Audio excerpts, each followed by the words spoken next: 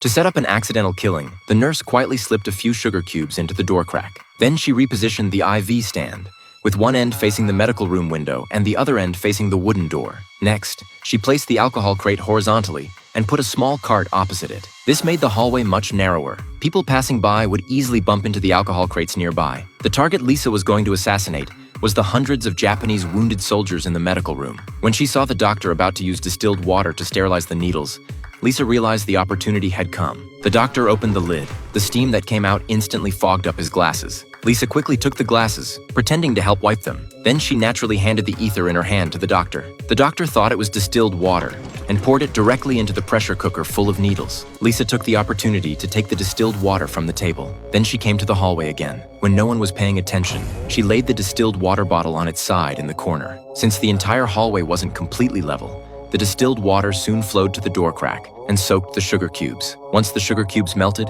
the trap would be triggered. At this time, Lisa wasn't idle either. She came to the electrical room and loosened the screws on the kerosene lamp handle. Then she pulled down the main circuit breaker in the electrical box. The entire hospital instantly went pitch black. Finally, she even wet the circuit breaker's fuse with water. At this point, the sugar cubes had completely melted. The spring door that had been stuck immediately returned to its original position. The huge spring force caused the stand to crash through the medical room window, knocking over the pressure cooker that was heating up. Then came an explosion. Countless needles flew out. Many Japanese soldiers who couldn't react in time were stabbed to death on the spot. The survivors quickly fled the medical room, not knowing that a more dangerous trap was waiting for them. In the chaos, the soldiers knocked over all the alcohol crates in the hallway. As the alcohol bottles shattered, alcohol splashed onto every soldier. The general fired a shot into the air, finally controlling the chaotic situation. Then he sent a soldier to check the electrical lines. The soldier had just pulled up the circuit breaker when the soaked fuse was instantly burned out. Helplessly, he brought a kerosene lamp to provide light for everyone. The cautious general immediately noticed something was wrong with the kerosene lamp,